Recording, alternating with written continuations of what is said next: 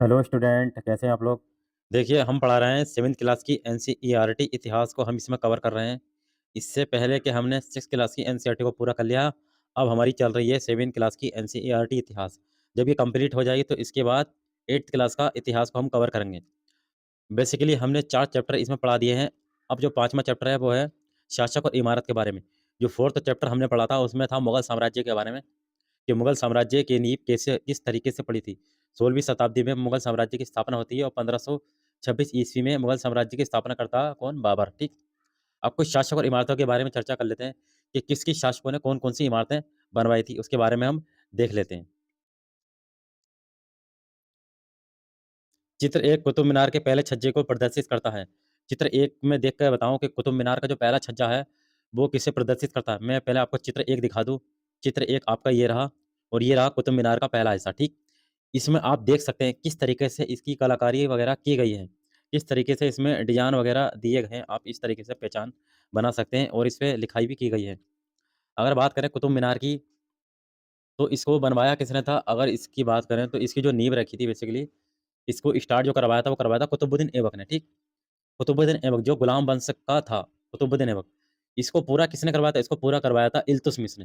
किसने करवाया था? इल्तुतमिश ने इसको पूरा करवाया था। अब बेसिकली समय समय पर कई राजाएं और शासक गुजरे हैं जिसमें इसकी मरम्मत वगैरह शुरू कराई थी। जैसे अलाउद्दीन खिलजी हो गया, फिरोज शाह तुगलक हो गया, और इब्राहिम लोदी हो गया। इन्होंने इसकी मरम्मत का काम करवाया था, वो हम अभी देखेंगे। ठीक है। तो ये आपका पहला छज्जा, जिसका शुरुआत किसने करवाई थी? कुतुबुद्दीन ऐबक ने, जो गुलाम वंश का था। अब इसमें देख लेते हैं कुतुबुद्दीन ऐबक ने लगभग 1199 में इसका निर्माण करवाया। कब करवाया? 1199 ईस्वी में इसका निर्माण करवाया, यानी कि इसकी स्टार्टिंग करवाई। छज्जे के नीचे छोटे मेहराब तथा ज्यामितीय रूपरेखाओं द्वारा निर्मित नमूने को देखें। क्या आपको छज्जे के नीचे अभिलेखों की दो पट्टियां दिखाई दे रही हैं? ये अभिलेख अरबी में लिखे गए हैं। अरबी में आपने देखा लिखा हुआ था उसमें। ठीक। गौर करें कि मीनार का बाहरी हिस्सा घुमावदार तथा कोणीय है। ऐसी सतह पर अभिलेख लिखने के लिए काफी परिशुद्धता की आवश्यकता होती थी। सर्वाधिक योग्य कारीगर ही इस कार्य को संपन्न कर सकते थे। याद रखें कि 800 वर्ष पहले केवल कुछ ही इमारतें पत्थर या ईंट की बनी होती थी। कब? 800 पूर्व। पूर्व मतलब पहले। 800 साल पहले। कितने साल पहले? 800 साल पहले इमारतें जो थी पत्थर या किसकी? ईंटों की बनी होती थी। लेकिन जब 13वीं शताब्दी में कुतुब मीनार जैसी इमारत का देखने वालों पर क्या प्रभाव पड़ेगा? कौन सी शताब्दी में? 13वीं शताब्दी में। 8वीं और 18वीं शताब्दी के बीच राजाओं तथा उनके अधिकारियों ने दो तरह की इमारतों का निर्माण करवाया। पहली तरह की इमारतों में जो था सुरक्षित, संरक्षित तथा इस दुनिया और दूसरी दुनिया में आराम विराम की भव्य जगह, किले, महल तथा मकबरे थे। दूसरी श्रेणी में बात करें तो मंदिर, मस्जिद, हौज, कुएं, सराय तथा बाजार जैसी जनता के उपयोग की इमारतें थी। राजाओं से ये अपेक्षा की जाती थी कि वह अपनी प्रजा की देखभाल करें तथा प्रजा के उपयोग और आराम के लिए इमारतों का निर्माण करवाकर राजा उनकी प्रशंसा पाने की आशा करते थे। इस तरह के निर्माण कार्य व्यापारियों सहित अन्य व्यक्तियों के द्वारा भी किए जाते थे। वे मंदिरों, मस्जिदों और कुओं का निर्माण करवाते थे, परंतु घरेलू स्थापत्य व्यापारियों की विशाल हवेलियों के अवशेष 18वीं शताब्दी से ही मिलना शुरू हैं। जो हवेलियां मिली हैं बेसिकली कब मिली हैं? 18वीं शताब्दी में मिली हैं। लेकिन कुतुब मीनार का जो कार्य है वो कब? 13वीं शताब्दी में किया गया था। अब इस कुतुब मीनार के बारे में देख लेते हैं। कुतुब मीनार का पहला नक्शा है जो कहाँ पर स्थित है आपका? ये दिल्ली में स्थित है कुतुब मीनार। ठीक। अब इस कुतुब मीनार के बारे में थोड़ी हम देख लेते हैं, किस किसने इसका निर्माण करवाया था। जैसे कुतुब मीनार में 5 मंजिल इमारत है। कितनी मंजिल है? आपको 5 मंजिल याद रखनी है। कितनी मंजिल है इसमें? 5 मंजिल हैं। अभिलेखों की पट्टियां इसके पहले छज्जे के नीचे हैं। इस इमारत की पहली मंजिल का निर्माण कुतुबुद्दीन ऐबक ने करवाया था 1199 ईस्वी में। ठीक। बाकी जो शेष मंजिलें थी, यानी कि कितनी बची? 4 मंजिलें जो थी वो 1229 ईस्वी के आसपास इल्तुतमिश द्वारा करवाया गया। कब करवाया? 1229 के आसपास इल्तुतमिश ने इसको करवाया।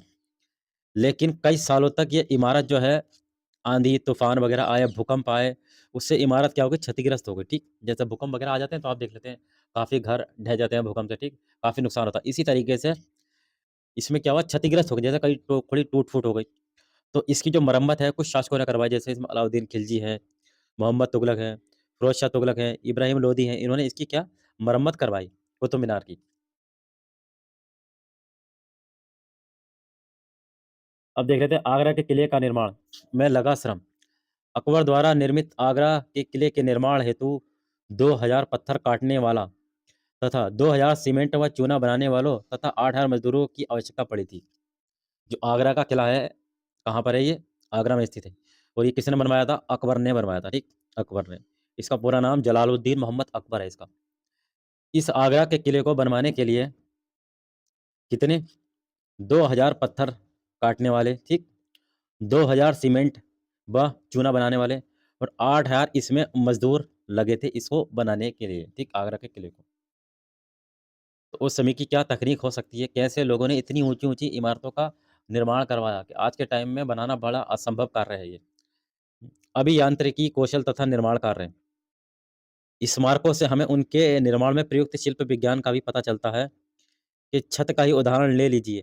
हम चार दीवारों के आर पार लकड़ी की क्षतिरों अथवा एक पत्थर की पट्टियां रखकर छत बना सकते हैं, लेकिन ये कार्य उस समय बहुत कठिन हो जाता था जब हम एक विस्तृत अधिरचना वाले विशाल कक्ष का निर्माण करना चाहते हैं। इसके लिए अधिक परिष्कृत कौशल की जरूरत होती है। यदि आपको कोई अच्छी चीज़ या भव्य इमारत कोई बनानी है तो उसके लिए काफ़ी सारे संसाधनों की जरूरत हमें पड़ेगी। 7वीं से 10वीं शताब्दी के मध्य वास्तुकारों ने भवनों और अधिक कमरे, दरवाजे और खिड़कियां बनाने लगे। छत, दरवाजे और खिड़कियां अभी भी दो ऊर्ध्वाधर खंभों के आर-पार एक अनुप्रस्थ क्षैतिज रखकर बनाए जाते थे। वास्तुकला की ये शैली अनुप्रस्थ टोडा निर्माण कहलाई जाती है। यानी कि जो वास्तुकार थे उन्होंने क्या करा? कमरे बनाए, दरवाजे बनाए, खिड़कियां बनाई और दरवाजे और खिड़कियां एक कैसे बनाई? खंभों की तरह बनाई, ठीक, ऊर्ध्वाधर लंबी-लंबी, ठीक। बनाने के बाद इसको हमने क्या नाम दिया? अनुप्रस्थ टोडा निर्माण शैली है कहलाई। इस तरीके की शैली जो बनी होती थी उसको बोलते थे अनुप्रस्थ टोडा निर्माण शैली। 7वीं से 10वीं शताब्दी के बीच ये बात हो रही है। अब यदि बात करें 8वीं से 13वीं शताब्दी के मध्य के बीच मंदिरें, मस्जिदें, मकबरों तथा सीढ़ीदार कुओं, बावली से जुड़े भवनों के निर्माण में इस शैली का प्रयोग हुआ है। यदि मंदिर की बात करें, मस्जिद की बात करें और मकबरे जो बने आपके सीढ़ीदार जो सीढ़ियाँ बनी हैं कुओं वाली, वो 8वीं से 13वीं शताब्दी के बीच बनना शुरू हुई हैं। चित्र 2 क्या कहता है? चित्र 2 हम देख लेते हैं। चित्र 2 में क्या है? चित्र 2 दिल्ली की कुव्वतुल इस्लाम मस्जिद का एक हिस्सा है। ये 12वीं शताब्दी के उत्तरार्ध में बनाया गया था। ये चित्र 2 कहाँ है? ये क्या कुव्वतुल इस्लाम मस्जिद का हिस्सा है, जो कब बनाई गई थी? बेसिकली किसने बनवाई थी? ये भी बनवाई थी कुतुबुद्दीन ऐबक ने। कुव्वतुल इस्लाम मस्जिद का निर्माण इसने करवाया था। चित्र 2 ख क्या कहता है? ये भी एक देखते हैं, मेहराब के निर्माण में अनुप्रस्थ टोडा तकनीक का इस्तेमाल हुआ। ये आपकी मेहराब है, इस तरीके से मेहराब बना रखी है। इसमें कौन-सी? टोडा शैली का निर्माण हुआ है। अनुप्रस्थ टोडा तकनीक निर्माण क्या थी? कि आपने देखा कि ऊर्ध्वाधर यानी कि ऊर्ध्वाधर इस तरीके से खड़ी ढाल में इस तरीके से बनाते थे, ठीक? ये क्या होगी? टोडा निर्माण शैली। अब 11वीं शताब्दी के प्रारंभ में मंदिरों का निर्माण किस तरीके से किया जाता है? चित्र 3 का में देखें, शिव की स्तुति में बनाए गए कंदरिया महादेव मंदिर का निर्माण चंदेल राजवंश के राजा धंगदेव द्वारा 999 में किया गया था। इसका कंदरिया महादेव का मंदिर किसने करवाया था? चंदेल राजा था जिसका नाम था धंगदेव, ठीक। धंगदेव ने इसका निर्माण करवाया था 999 ईस्वी में। चित्र 3 का में देख सकते हैं, ये रहा आपका कंदरिया महादेव का मंदिर, ठीक है। इसके बाद चित्र 3 खा मंदिर की योजना एक अलंकृत द्वार से इसके प्रवेश भाग और मुख्य सभा भवन महामंडप जहां नृत्य का आयोजन होता था तक पहुंचा जाता था।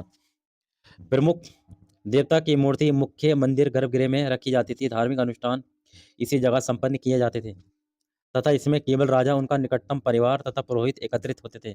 ये किसका मंदिर का नक्शा है, ठीक है। अब आपका है मध्य प्रदेश में खजुराहो में स्थित राजकीय मंदिर सम्मिलित थे तथा जहां सामान्य जनमानस को जाने की अनुमति नहीं थी, यानी कि सामान्य लोग नहीं जा सकते थे। फाउंडेशन थी उन पे। ये मंदिर सुपरिष्कृत उत्कीर्णित मूर्तियों से अलंकृत थे, यानी कि ये जो मंदिर थे बेसिकली अच्छे डिजाइनों से सजे हुए होते थे ये मंदिर। अब चित्र 4 में हम देखते हैं। चित्र 4 में क्या है? ये आपका क्या रहा? चित्र 4 रहा, ठीक। चित्र 4 में देख लेते हैं हम पहले। तंजावुर के राजराजेश्वर मंदिर। तंजावुर के राजराजेश्वर मंदिर का शिखर उस समय के मंदिरों में सबसे ऊंचा था, ये वाला शिखर, ठीक है। इसका निर्माण कार्य आसान नहीं था क्योंकि उन दिनों कोई क्रेन नहीं होती थी। आप आज के युग में कल्पना कर सकते हैं कि आप देखते हैं कि जैसे 10 मंजिल 15 मंजिल मकान बन रहे हैं, ठीक है।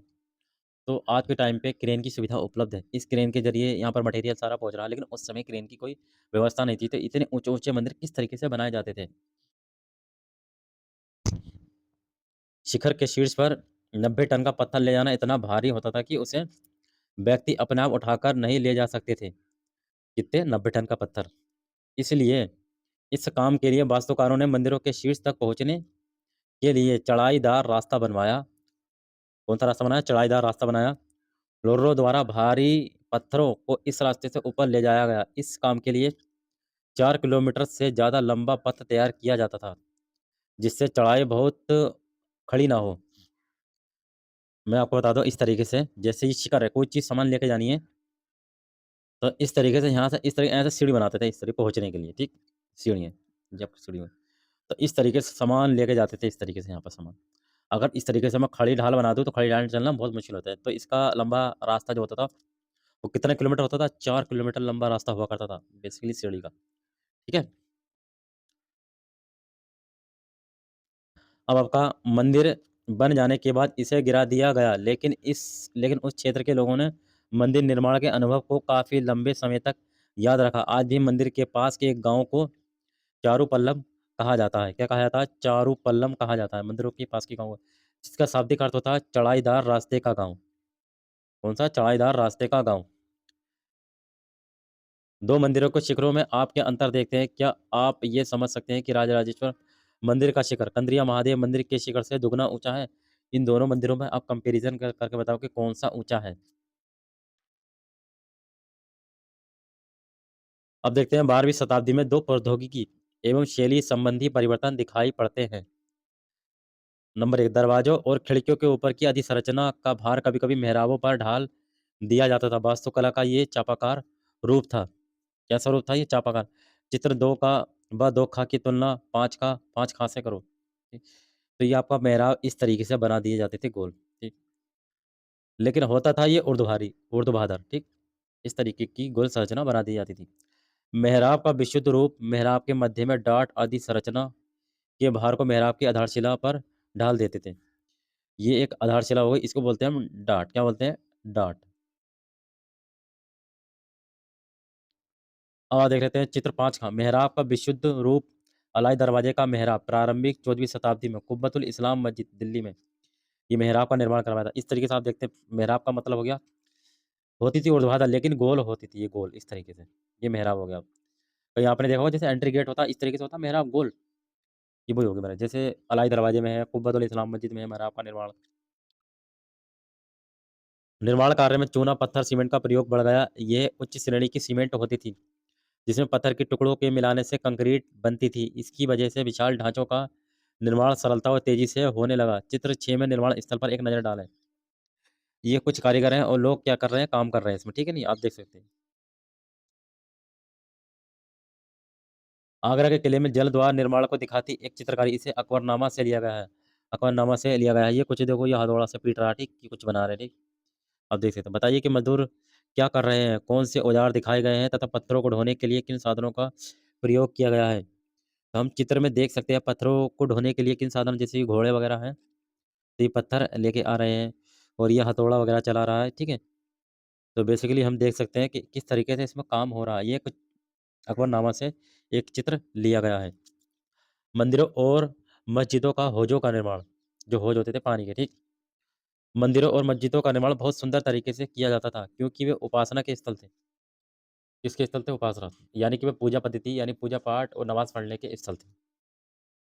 वे अपने संरक्षक की शक्ति, धन, वैभव तथा भक्तिभाव का भी प्रदर्शन करते थे। उदाहरण के लिए राजराजेश्वर मंदिर को लिया जा सकता है। एक अभिलेख से इस बात का संकेत मिलता है कि इस मंदिर का निर्माण राजा राजदेव ने किसने?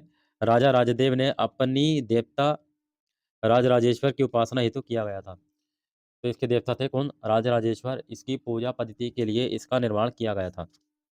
ध्यान दें कि राजा और उसके देवता के नाम काफ़ी मिलते-जुलते थे। राजा का नाम हो गया राजदेव और देवता का नाम हो गया राजराजेश्वर। राजा ने इस तरह का नाम इसलिए रखा क्योंकि ये नाम मंगलकारी था और राजा स्वयं को ईश्वर के रूप में दिखाना चाहता था। धार्मिक अनुष्ठान के ज़रिए मंदिरों में एक देवता राजा राजदेव, दूसरे देवता राजराजेश्वर का सम्मान करता था। तो एक राजा हो गया राजदेव, इस राजदेव के देवता थे कौन? राजराजेश्वर, राजराजेश्वर, इसी की उपासना की जाती थी। एक शाही वास्तुशिल्पी, मुगल बादशाह शाहजहाँ के इतिहासकार ने शासक को साम्राज्य व धर्म की कार्यशाला का वास्तुशिल्पी बताया है। सभी विशाल मंदिरों का निर्माण राजाओं ने करवाया था। मंदिर के अन्य लघु देवता शासक के सहयोगियों तथा अन्य अधीनस्थों के देवी देवता थे। ये मंदिर शासक और उसके सहयोगियों द्वारा शासित विश्व का एक लघु रूप ही था। जिस तरह से वे राजकीय मंदिरों में इकट्ठा होकर अपने देवी देवताओं की उपासना करते थे, मतलब समझ गए कि आप मंदिर में इकट्ठा होकर देवी देवताओं की क्या करते थे? पूजा करते थे। ऐसा प्रतीत होता है, ऐसा लगता है जैसे मानो उन्होंने देवी देवताओं के न्याय पर शासन को पृथ्वी पर ला दिया हो। यानी इस तरीके से पूजा पाठ करी जाती थी मन लगाकर के, ऐसा लगता था कि देवी देवता स्वयं ही सामने विराजमान हैं। मुसलमान सुल्तान तथा बादशाह स्वयं को भगवान के अवतार होने का दावा तो नहीं करते थे, किंतु फारसी दरबारी इतिहास में सुल्तान का वर्णन अल्लाह की परछाई के रूप में हुआ है। दिल्ली की एक मस्जिद के अभिलेख से पता चलता है कि अल्लाह ने अलाउद्दीन खिलजी को, अभी दिखाऊंगा चित्र, अलाउद्दीन खिलजी को शासक इसलिए चुना क्योंकि उसमें अतीत के महान विविधताओं, मूसा और सुलेमान की विशिष्टताएं मौजूद थी। अतीत यानी कि बीत चुका, जो बीत चुका है टाइम पीरियड, वो चीज़ें अलाउद्दीन खिलजी में मौजूद थी। सबसे महान विधिकर्ता और वास्तुकार अल्लाह स्वयं था। उसने अव्यवस्था को दूर करके विश्व का सृजन किया तथा एक व्यवस्था और संतुलन कायम किया। सत्ता में आने पर प्रत्येक राजवंश के राजा ने शासक होने के अपने नैतिक अधिकार पर और जोर डाला। उपासना के स्थानों के निर्माण में शासकों को ईश्वर के साथ अपने घनिष्ठ संबंध की उद्घोषणा करने का मौका दिया। ऐसी उद्घोषणाएं तेजी से बदलती रहीं, राजनीति के संदर्भ में महत्व ग्रहण कर लेती थीं। शासकों ने विद्वान तथा धर्मनिष्ठ व्यक्तियों को भी आश्रय प्रदान किया और अपनी राजधानियां तथा नगरों को महत्वपूर्ण सांस्कृतिक केंद्रों के रूप में परिवर्तित करने का प्रयास किया। इन सब इन सबसे उन शासन तथा राज्यों को उन शासन तथा राज्यों को ख्याति मिली।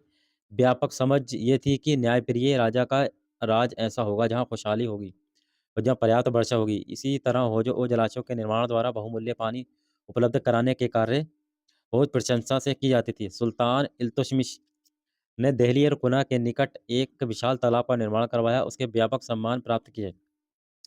इल्तुतमिश ने दिल्ली में दिल्ली और कुना के पास एक तालाब बनवाया बड़ा सा, और पानी की उचित व्यवस्था करवाई। इस विशाल जलाशय को होजे सुल्तानी अथवा राजा का तालाब कहा जाता था। क्या आप इसे अध्याय 3 के मानचित्र में ढूंढ सकते हैं?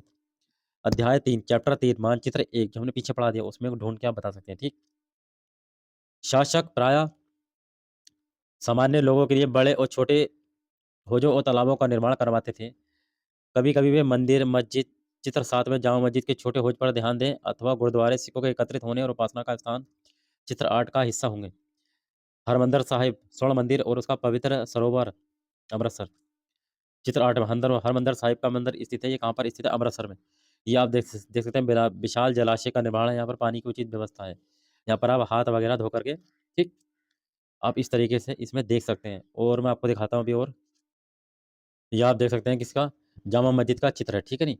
और ये आपका क्या है? हौज खास, ठीक है, जलाशय है। यहाँ पर लोग यहाँ पर बैठ के क्या हाथ मुंह धोकर वजू करके फिर नमाज पढ़ने जाया करते थे। आप तीर के निशान से ये आप देख सकते हैं, ठीक। ये आपका एंट्री गेट है, ठीक। एंट्री गेट आपका, ये भी एंट्री गेट रहा, ये भी एंट्री गेट रहा, और इधर से भी आपका एंट्री का गेट है। इसके 4 गेट हैं बेसिकली। और ये जामा मस्जिद किसने बनवाई थी? शाहजहां ने बनवाई थी। और ये कहाँ पर? दिल्ली में स्थित है। और ये तीर का निशान आपका क्या संकेत कर रहा है? किबला यानी मक्का की ओर संकेत कर रहा है। इधर ही को मुसलमान लोग नमाज पढ़ते हैं, ठीक है। तो हम इसमें और देख लेते हैं, जैसे अपनी नई राजधानी शाहजहानाबाद 1650 से लेकर 1656 में शाहजहां द्वारा बनवाई गई जामा मस्जिद की ये योजना है, यानी कि ये एक नक्शा है जामा मस्जिद का। अब जल का भराव, जी, ये फारसी शब्द आबाद और आबादी आब शब्द से निकले हैं, जिसका अर्थ है पानी। आबाद शब्द उस जगह के लिए इस्तेमाल होता है जहाँ बसावट हो। इसका एक सामान्य अर्थ खुशहाली भी है। आबादी का अर्थ जनसंख्या एवं समुदाय दोनों को ही प्रदर्शित करता है। ये भी आप देख रहे थे अमृतसर में स्वर्ण मंदिर, और इसके पास भी विशाल जलाशय का निर्माण किया गया है। इसके पीछे का एक इतिहास है। जैसे ये जो जैसे ज़मीन है, आप इतिहास में देखेंगे, पढ़ेंगे, 500 बीघा ज़मीन किसने? अकबर ने दान में दी थी, और उसी 500 बीघा ज़मीन में ये स्वर्ण मंदिर बना हुआ। इसके पीछे के इतिहास है वो हम आपको आगे पढ़ाएँगे।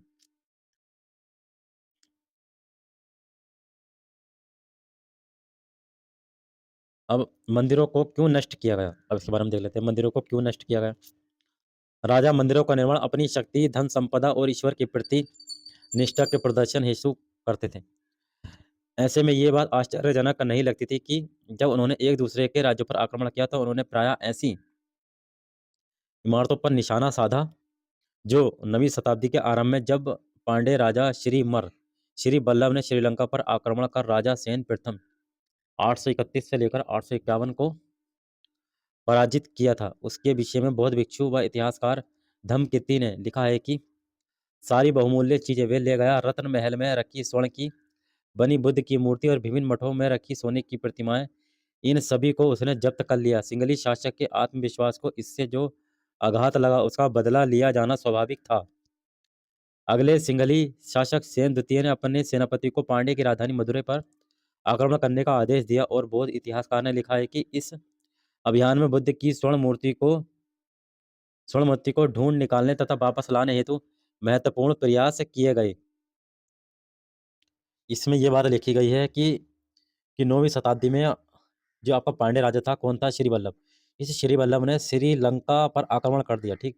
श्रीलंका का शासक कौन था? सेन प्रथम। इस सेन प्रथम पर आक्रमण कर दिया और इसको हरा दिया। इसको हराने के बाद एक बहुत भिक्षु इतिहासकार है, इसने लिखा है कि जो पांड्य राजा श्रीवल्लभ यहाँ से बहुत सारी बहुमूल्य चीजें ले गया और महल में रखी हुई सोने की चीजें, बुद्ध की प्रतिमा और मठों में बहुत सारी चीजें रखी थी, वो सब अपने साथ जब्त करके ले गया।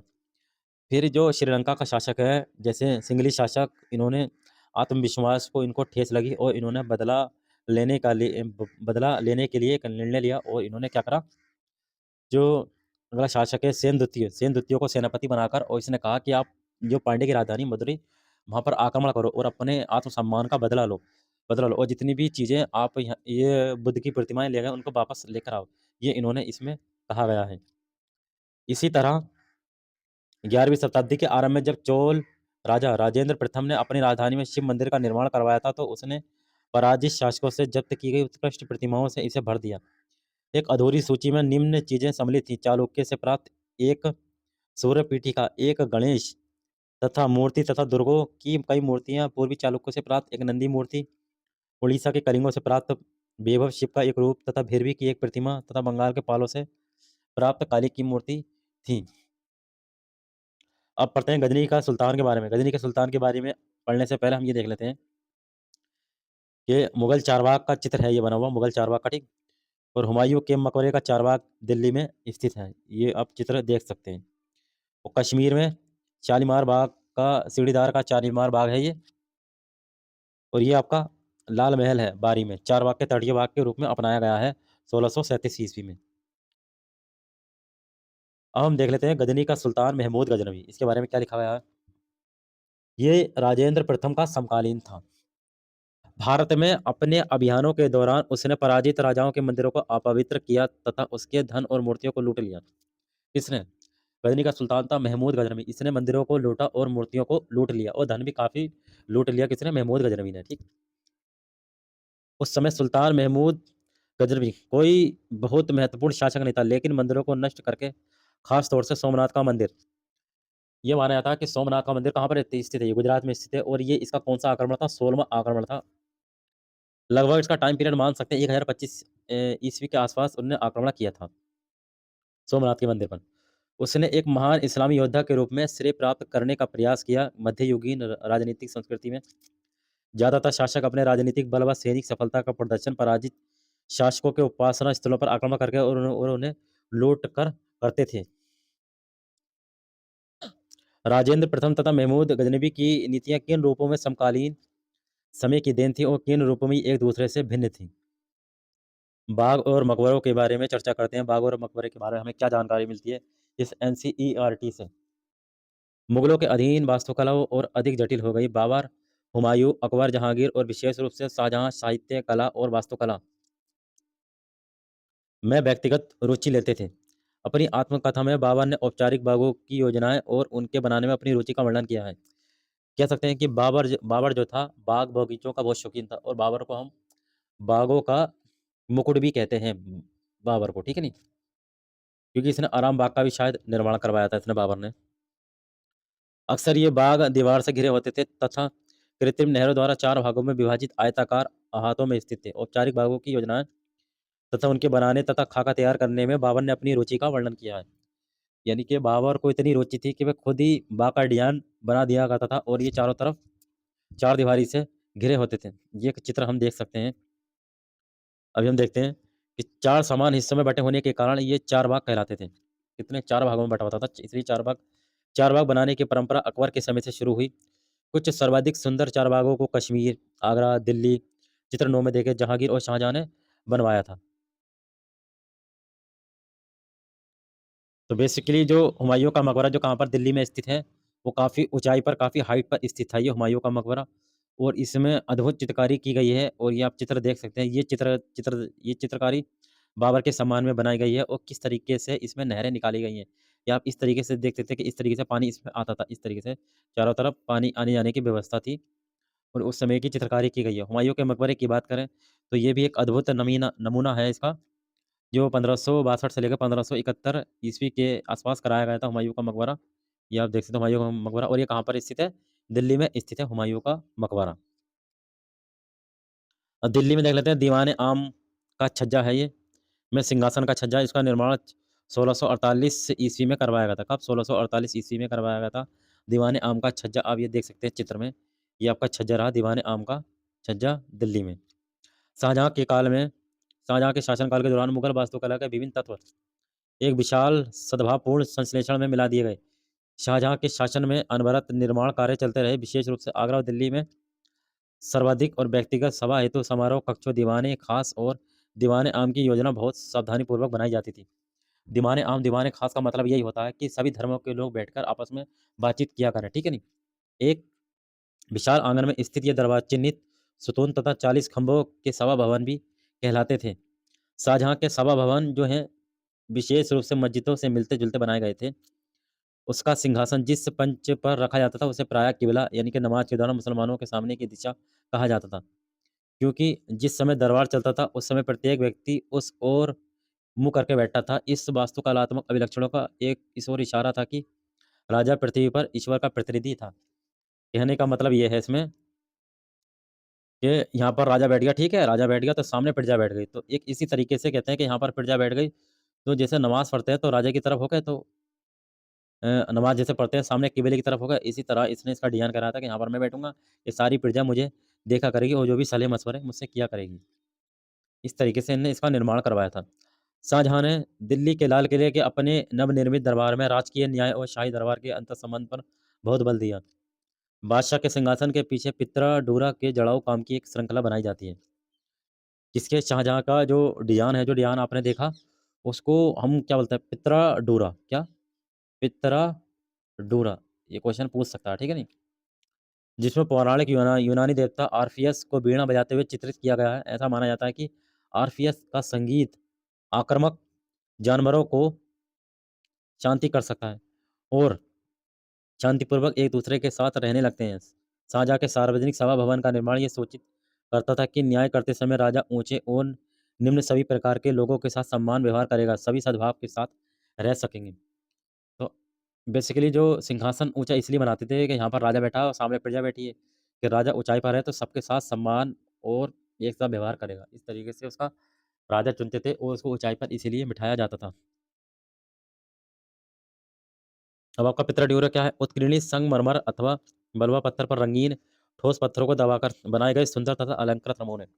यानी कि संगमरमर पत्थर है और बलुआ जो पत्थर है उस पर बहुत अच्छी तरीके से सुंदर नमूने जो चित्र बनाए गए, उसको हम बोलते हैं पितृड्यूरा, ठीक है? शासन के आरंभिक वर्षों में शाहजहाँ की राजधानी आगरा थी। जब शाहजहाँ ने शासन स्टार्ट किया था, तो उसकी शुरुआती राजधानी क्या थी? आगरा थी, ठीक? इस शहर में विशिष्ट वर्गों ने अपने घरों का निर्माण यमुना नदी के तटों पर करवाया था। तो आगरा किस यमुना नदी के किनारे बसा हुआ है? इसका निर्माण चारबाग की रचना के ही समान औपचारिक बागों के रूप में हुआ था। चारबाग की योजना के अंतर्गत ही अन्य तरह के बाग भी थे, जिन्हें इतिहासकार नदी तट बाग कहते थे। इस तरह के बाग में निवास स्थान चारबाग के बीच में स्थित न होकर नदी तटों के पास बाग के बिल्कुल किनारे पर होता था। शाहजहां ने अपने शासन की भव्यतम वास्तुकलात्मक उपलब्धि ताजमहल के नक्शे में नदी तट बाग की योजना अपनाई है। जो आप ताजमहल देख सकते हैं, इसके बिल्कुल किनारे पर ही, नदी तट पर ही क्या, यमुना नदी बह रही है। इन्हें वही वास्तुकला अपनाई है। ये सफेद संगमरमर मकबरा नदी के तट पर एक चबूतरे पर था तथा बाग इसके दक्षिण में बनवाया गया था। नदी पर सभी अभिजातों की पहुंच पर नियंत्रण हेतु शाहजहां ने इस वास्तुकलात्मक रूप को विकसित किया। दिल्ली में शाहजहानाबाद में उसने जो नया शहर निर्मित करवाया, उसमें शाही महल नदी पर स्थित था। केवल विशिष्ट कृपा प्राप्त अभिजात जैसे उसके बड़े बड़े बेटे दारा शिकोह को ही नदी, पहले हम ये थोड़ा चित्र के बारे में देख लेते हैं, फिर हम आगे पढ़ेंगे, ठीक। तो ये आप क्या है, चित्र 13 ताजमहल का ये नक्शा है जो आगरा में स्थित है। इसका जो निर्माण कार्य कब हुआ, 1643 ईस्वी में इसका निर्माण कार्य पूरा हुआ। और ये आप देख सकते हैं ताजमहल का नक्शा, ये आपका ताजमहल है। और इसके पीछे नदी तट है, जो कहाँ पर नदी बह रही है, कौन सी, यमुना नदी, ताजमहल के पीछे की यदि बात करें। और ये आपका सामने का नक्शा है, और यहाँ पर भी पानी है, ठीक। ये सामने का अद्भुत नमूना है ये ताजमहल का। और इसको किसने बनवाया था, शाहजहां ने इसको बनवाया था। जैसे हम इसमें देख सकते हैं, एक नक्शे से आगरा के नदी तट शहर बाग का पुनर्कथित दृश्य, यानी कि ये यमुना नदी बह रही है, यमुना नदी बह रही है, आप देख सकते हैं इस तरीके से यमुना नदी बह रही है, ठीक। इस यमुना नदी जैसे बह रही है, तो इसके आसपास क्या, जैसे यहाँ पर ताजमहल बना दिया, ताजमहल का आप चित्र देख सकते हैं, ठीक है। इस तरीके से मैं आपको थोड़ा जूम करके दिखा दूँ, ये रहा आपका, ये आपकी यमुना नदी बह रही है, और ये आपका क्या, ताजमहल का चित्र है। नदी के तट पर बनाया गया है ये ताजमहल, ठीक।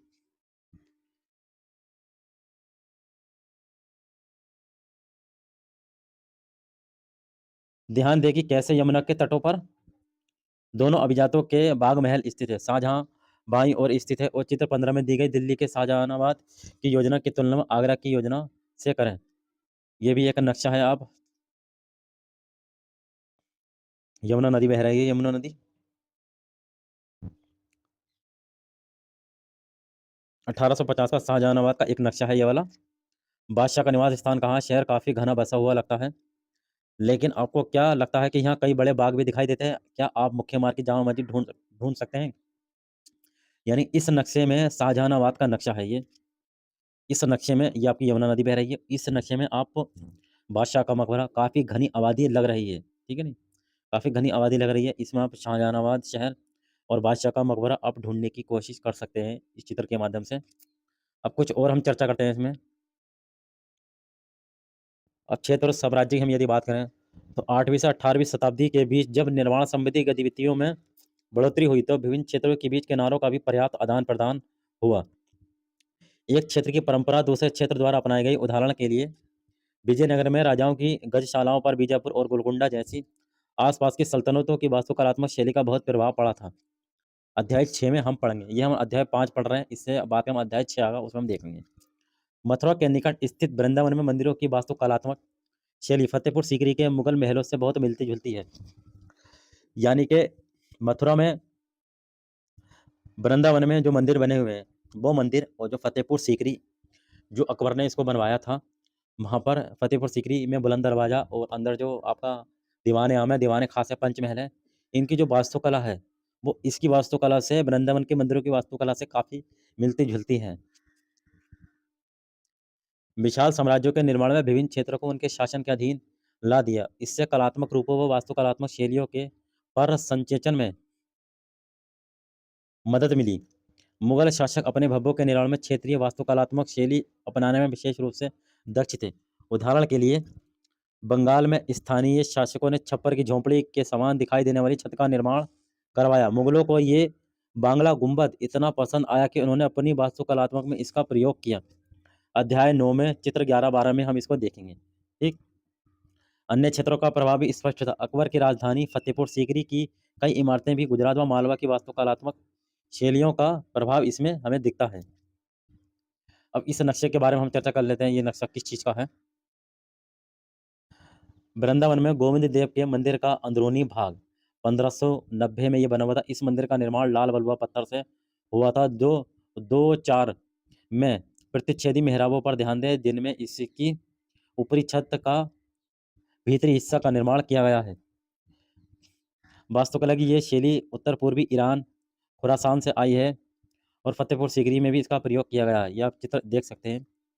ये वृंदावन में ऊपर का हिस्सा है और इसमें जो भी चित्रकारी की गई है वो फतेहपुर सीकरी में जो भी इमारतें हैं उससे काफ़ी मिलती-जुलती है और लाल बलुआ पत्थर का इसमें प्रयोग किया गया है और यही लाल बलुआ पत्थर का प्रयोग फतेहपुर सीकरी में भी किया गया है। 18वीं शताब्दी से मुगल साम्राज्य की सत्ता के धूमिल हो जाने के बाद भी उनके आश्रम में विकसित वास्तुकलात्मक शैली में निरंतर प्रयोग में रही तथा अन्य शासकों ने जब भी स्वयं के राज्य स्थापित करने के लिए प्रयास किए तो ये शैली इसने अपनाई थी। ये आप शैली देख सकते हैं।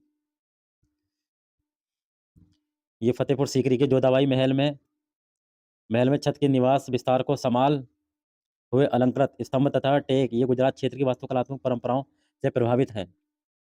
ये कहाँ पर फतेहपुर सीकरी में किस तरीके से इस पे इसका डिज़ाइन किया गया है और किस तरीके से इसकी छत इस पे टिकी हुई है। ये आपके क्या है, आपके जैसे क्या है वो बना रही है, जैसे क्या बना दिया, पिलर बना दिया, ठीक है नहीं? इस तरीके से आप इसका नमूना देख सकते हैं। अब आसमान छूते चर्च, जो ऊँचे-ऊँचे चर्च बनाए जाते थे, जो ऐसा लगता था कि इसने आसमान को छू लिया। इस चर्च की यदि हम बात करें, इस चर्च की 12वीं शताब्दी से फ्रांस में आरंभिक भवनों की तुलना में अधिक ऊँचे व हल्के चर्चों के निर्माण के प्रयास शुरू हुए। वास्तुकला की ये शैली गोथिक नाम से जानी जाती है। किस नाम से? गोथिक नाम से जानी जाती है। इस शैली की विशेषताएँ हैं नुकीले ऊँचे मेहराब, रंगीन काँच का प्रयोग जिसमें प्रायः बाइबिल से लिए गए दृश्यों का चित्रण मिलता है तथा उड़ते हुए पुष्पों दूर से ही दिखने वाली ऊँची मीनारें और घंटी वाले बुजुर्ग बाद में चर्च से जुड़े हुए थे। इस वास्तुकलात्मक शैली के सर्वोत्तम ज्ञात उदाहरण में से एक पेरिस का नाइट रेडम चर्च है। 12वीं और 13वीं शताब्दियों के कई दशकों में इसका निर्माण हुआ है। चित्र पर एक नज़र डालें और घंटी वाले बुर्जों को पहचानने की कोशिश करें। तो ये आपका चित्र है इसका चर्च का। तो ये आपका चैप्टर समाप्त हो गया। चैप्टर 5 जिसमें शासक और इमारतों के बारे में हमने चर्चा की थी। शासक और इमारत, किस शासक ने कौन-कौन सी इमारतें बनाई थी हमने देखा। ये जो कुतुब मीनार है और आपका हुमायूँ का मकबरा है। ये बेसिकली स्टार्टिंग बेसिक से इसकी चर्चा चल रही है। 7th क्लास की एनसीईआरटी इतिहास को हम कवर कर रहे हैं। इसके बाद हमारा 6th चैप्टर आएगा। ये चैप्टर हमारा यहीं पे खत्म होता है।